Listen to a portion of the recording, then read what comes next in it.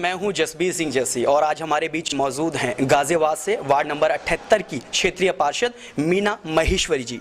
आइए आपको लेकर चलते हैं सीधे मीना महेश्वरी जी के समक्ष। मीना जी, आपका बहुत बहुत स्वागत है हमसे बातचीत करने के लिए। मीना जी, सिंपल सा जवाब आपसे चाहते हैं और सिंपल सा सवाल पूछना चाहते हैं कि आप यहाँ से वार्ड नंबर 78 से क्षेत्रीय पार्षद चुनी गई, उस आधार पर आपने जनता को किस नजरिए से देखा? देखिए, वैसे तो मेरा राजनीति में आने का कोई विचार नहीं था, लेकिन यहाँ की जो समस्याएं थी, सबसे ज़्यादा समस्या सीवर की थी और पानी की और गंदगी की।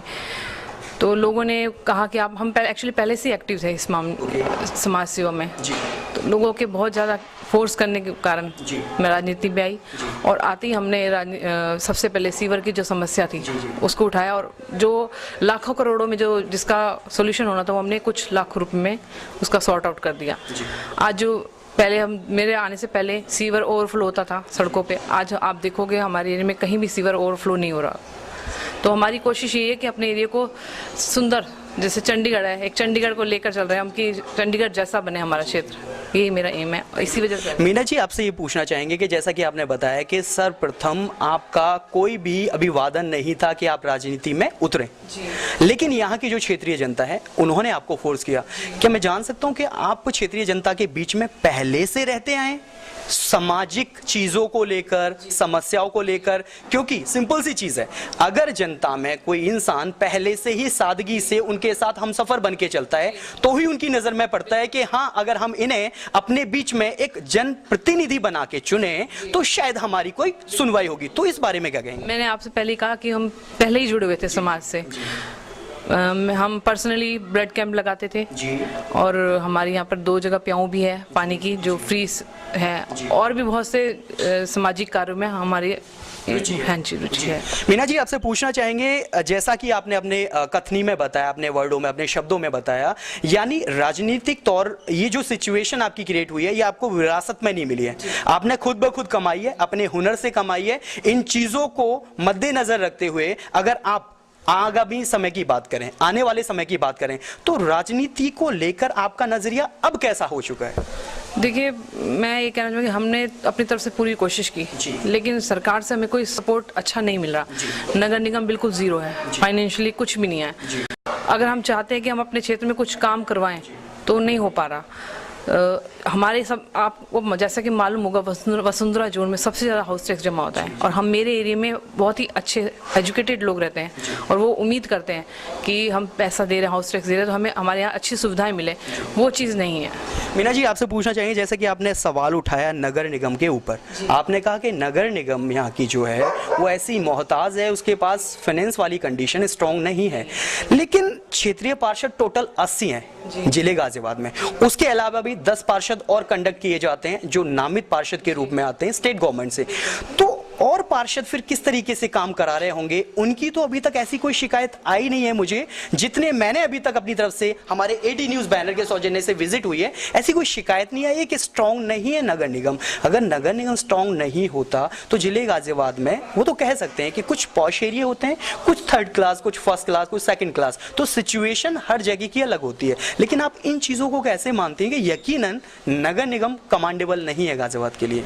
देखिए, एक होता है ना काम करने की इच्छा जी। अगर आपके अंदर काम करने की इच्छा होती है तो आप चाहते हैं और काम मिले और काम। जब जिनके काम करने की इच्छा ना हो तो उनको लगता है कि सब ठीक है। मैं चाहती हूँ कि मेरे को और मेरे हाथ खुले, मैं और काम करूँ, तो मुझे ये सब छोटा लगता है। अब जैसे आप कह रहे हैं और पार्षद कहते हैं हमें कोई प्रॉब्लम नहीं है, तो अगर वो काम नहीं कराएंगे, अपने क्षेत्र में कोई सुविधा नहीं, जनता को खुश रखेंगे, तो उनके हिसाब से कुछ नहीं है फर्क। लेकिन मीना जी, आपने सबसे पहले बोला कि जनता के बीच में सीवर की मेन प्रॉब्लम थी और सीवर की मेन प्रॉब्लम को हमने फोकस किया और राजनीति में आए, सबसे पहले वो काम पूरा किया। तो क्या आपने वो अपने बजट से किया या फिर नगर निगम से फेवर मिला? उसमें क्या हुआ था? नगर निगम के फेवर से मिला जी, क्योंकि वो काफी बड़ा बजट था जी। तो फिर कैसे कह सकते हैं आप कि नगर निगम स्ट्रांग नहीं है फाइनेंशियली, इकोनॉमिकली, जो भी है? वो लफ्ज कैसे निकले? मैं वो समझ नहीं पाया आपकी बात। जब मैं आई थी तब -44 करोड़ था जी नगर निगम जी। आज भी माइनस में चल रहा है, थोड़ा थोड़ा करके काम चल रहा है, गुजारा हो रहा है। मतलब जो हाथ खुले होने चाहिए वो खुले हाथ नहीं है, मतलब कम पैसे में थोड़ा थोड़ा गुजारा हो रहा है कि जो पहले फर्स्ट चीज है उसको पूरा किया जाए, ये चीज़ है। मतलब खुल के हाथ खुला नहीं होना की वजह से काम नहीं हो पा रहा है। जी, यानी आप शुरुआती तौर पे ये कह रहे हैं कि शुरुआती तौर पे हमने जिस चीज़ पे फोकस किया उसका काम हो गया, चाहे ज़्यादा की जगह कम हुआ हो, लेकिन इसके अलावा भी बहुत काम आप करना चाहते हैं अपने, जैसे आपने शब्दों में बोला, हाथ खोलना चाहते हैं काम को लेकर, राजनीति में आकर। तो किस किस्म के काम है जिससे आप हताश हैं, आपको फेवर नहीं मिल रहा, सपोर्ट नहीं मिल रही, वो क्या वजह रही है? एक तो फाइनेंस की प्रॉब्लम है, दूसरा यहाँ जो ठेकेदार है वो काम करने में उनका इंटरेस्ट नहीं है। गिने चुने ठेकेदार हैं नगर निगम में, उन्हीं को ही कॉन्ट्रैक्ट मिलता है और इतना थर्ड क्लास काम करते हैं कि मतलब फॉर्मेलिटी के तौर पे कि हाँ ये करना है और पैसा कमा रहे हैं। काम की अगर बात की जाए तो किस किस्म के काम, किस तरह के काम? मतलब जो अब आप फाउंडेशन अगर अच्छी बनानी है उसमें अच्छा सीमेंट लगना चाहिए, रेत वो रेत ज़्यादा डालते हैं, सीमेंट कम डालते हैं, मतलब हर चीज़ में एक गंदी क्वालिटी का इस्तेमाल करना।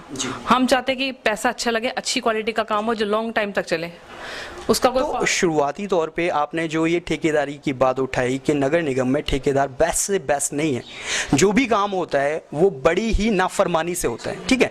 लेकिन इस चीज़ को ओके करने के लिए आप अपने जहन से ऐसा कौन सा काम कर रहे हो कि उन लोगों को ये चीज़ें मिले कि हाँ, मीना जी के सौजन्य से हमारे पास एक ऐसा प्रेशर आया या नगर निगम में ये अपील आई, ये रिक्वेस्ट आई, ये अर्जी आई कि वहाँ पे काम कम से कम ऐसा होना चाहिए, उनके मुताबिक होना चाहिए। उसके लिए देखिए यहाँ पर कूड़े की बहुत ज़्यादा प्रॉब्लम थी और जब हम सफाई करते हैं हम नहीं चाहते, कोई भी नहीं चाहता कि हमारे घर के आगे कूड़े का खत्ता लगाओ।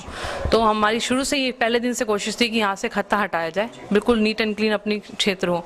तो उसके लिए शुरू पहले दिन से हमारी कोशिश रही कि यहाँ से गाजियाबाद से मिला कूड़े का खत्ता पूरा हट जाए।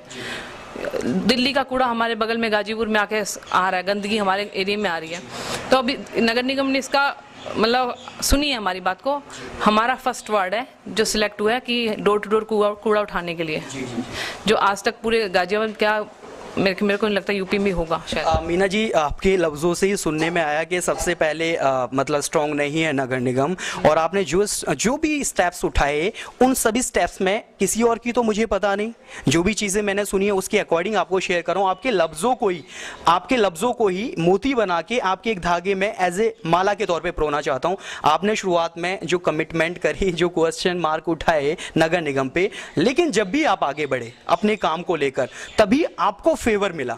आपने ये काम कहा कि पहले फोकस था सीवर का, सेकंड टर्म आपने बोला कि जो कूड़े वाली चीज है, कूड़े करकट की वाली चीज है, हमारा ही एक ऐसा वार्ड है जिसमें कि डोर टू डोर नगर निगम के सौजन्य से कूड़ा उठाया जाता है। अब उठाया जाएगा, नेक्स्ट मंथ उठाया जाएगा। यानी आपकी जो अपील है वो रंग लाई, आपकी कोशिश आगे बढ़ी, तो आप इन चीजों को फिर और कैसे कह सकते हैं कि आपने जो भी कोशिश करी वो नाकाम होती नजर आई? मैंने आपको पहले ही कहा कि जब इच्छा हो ना और आप चाहते हो कि ये चीज़ होनी चाहिए तो मतलब यानी कहते हैं ना कि शायराना अंदाज में कि खुद को कर बुलंद इतना कि खुद खुदा तुझसे पूछे कि तेरी रजा क्या है। सिंपल सी बात है, अगर एक अंधकार है, अंधकार को चीरने की अगर जरूरत कोई करे तो एक जुगनू ही काफी होता है, वो जरूरत आपने की।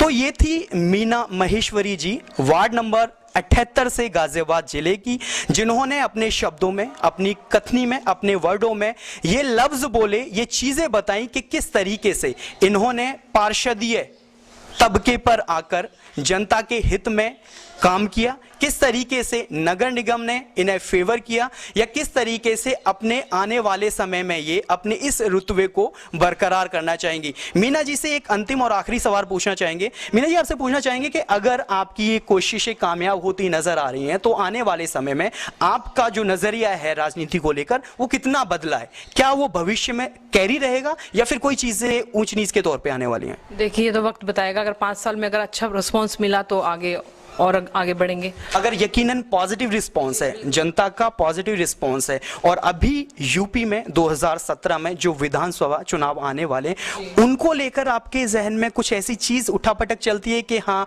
हमें भी आगे बढ़ना चाहिए, ऐसा कुछ? देखिए, मेरी तो नहीं इतनी इच्छा, मेरे से ज़्यादा अच्छा मेरे यहाँ की जनता की है कि आप आगे एमपी का इलेक्शन लड़ो, क्योंकि आपने इतना सुधार किया है। पिछले 25 साल से यहाँ पर कुछ भी नहीं हो रहा था, जनता इतनी परेशान थी सीवर की वजह से, गंदगी की वजह से।